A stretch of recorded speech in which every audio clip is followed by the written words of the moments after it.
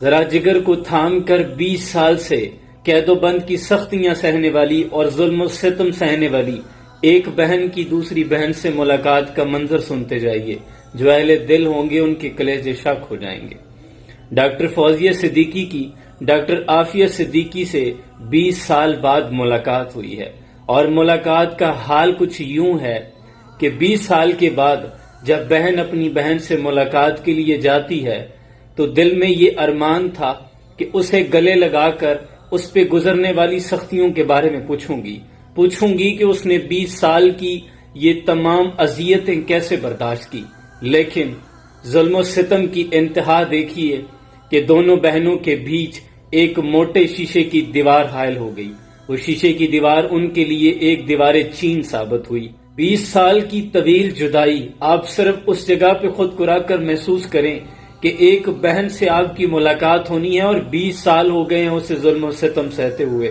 تو آپ نے کیا کچھ سوچ رکھا ہوگا. اس کا ماتھا چوموں گی، اسے گلے لگاؤں گی، اس کے ہاتھ چوموں گی، لیکن صرف بے بسی کی تصویر بن کر شیشے کے اس طرف کھڑی اپنی بہن کی آنکھوں سے بہتے ہوئے آنسو دیکھتی رہی. بہن نے 2.5 گھنٹے کی ملاقات میں 12 مرتبہ صرف یہی کہا کہ مجھے اس جہنم سے نکالو.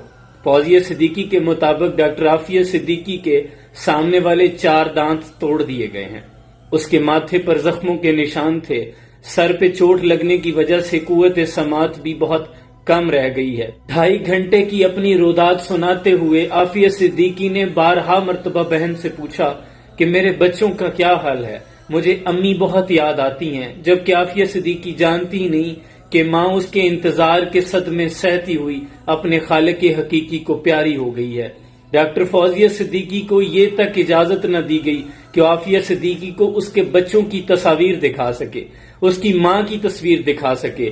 حقوق نسواں کے علمدار انسانیت کے ٹھیکیدار بنے پھرتے ہیں. ڈاکٹر فوزیہ صدیقی کو یہ تک اجازت نہ دی گئی کہ وہ اپنی بہن کو گلے لگا سکے. ہاں ہیں ہمارے وہ سو کالڈ ارباب اختیار، ظالم حکمران جن کے کانوں پر عافیہ صدیقی کی سسکیاں نہیں پہنچتی. سخت افسوس کہ مسلمانوں کی غیرت ایمانی اب دم توڑ چکی ہے. اگر نہ مری ہوتی تو عافیہ صدیقی یوں قید و بند کی سختیاں نہ جھیل رہی ہوتی. وہاں فلسطین کی مائیں جھولیاں اٹھا کر یہ سوال نہ کرتی کہ اب کوئی سلطان صلاح الدین ایوبی نہیں آئے گا. مقبوضہ کشمیر کی بچیاں دریائے جہلم کے کنارے کھڑے ہو کر یہ صدائیں نہ لگاتی کہ اب محمود غزنوی کے گھوڑے نہیں آئیں گے، اب کوئی سلطان التمش نہیں آئے گا، کیا کوئی محمد بن قاسم نہیں آئے گا. ہاں میری بہن، اب یہ سب نہیں آئیں گے، کیونکہ اب اسلام امن کا درس دیتا ہے. اب کوئی سلطان صلاح الدین ایوبی پیدا نہیں کرتا. صد افسوس، ہاتھ بے زور ہے، الہات سے خوگر ہے، امتی باعث سے رسوائی پیغمبر ہے. تاریخ میں جا کر دیکھیں، عمر بن عبدالعزیز نے ایک نابینا مسلمان کے لیے اپنی ساری سلطنت کو داؤ پر لگا دیا تھا. قاصد نے جب آ کر بتایا کہ شاہ روم کے محل کے اندر مسلمانوں کا ایک قیدی ہے جو قرآن پڑھتا ہے، تو عمر بن عبدالعزیز نے خط لکھا تھا، اور آپ نے لکھا تھا کہ اے شاہ روم، اگر میرا یہ خط تیرے دربار تک پہنچنے کے بعد اگر تو نے اس قیدی کو رہا نہ کیا تو پھر ایک ایسے لشکر جرار کا تیرا سامنا ہوگا کہ جس کا پہلا سپاہی تیرے دربار میں اور آخری سپاہی میرے دربار میں ہوگا.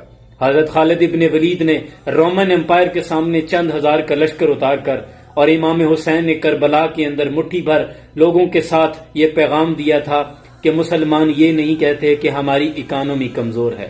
بات حق کی ہو تو پھر 313 کا لشکر اگر جذبہ ایمانی ہو تو 313 کا لشکر کافی ہے، لیکن اگر جذبہ ایمان نہ ہو تو 57 ممالک کا اسلامی اتحاد بھی کچھ نہیں کر سکتا.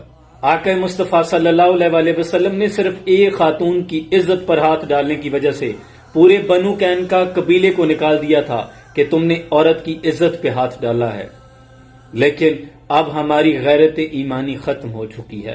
اللہ سے فریاد ہے کہ اے یوسف کو کنویں سے محفوظ رکھنے والے مالک، ابراہیم علیہ السلام کو آگ میں محفوظ رکھنے والے مالک، اور یونس علیہ السلام کو مچھلی کے پیٹ سے زندہ نکالنے والے اللہ، تو عافیہ صدیقی کے لیے واحد سہارا ہے، کیونکہ ہمارے ایمان ختم ہو چکے ہیں. اور وہ لوگ جو یہ سمجھتے ہیں کہ ہم کچھ نہیں کر سکتے، صرف عافیہ صدیقی کی آواز کو اتنا بلند کریں کہ ایوان لڑکھڑانے لگیں.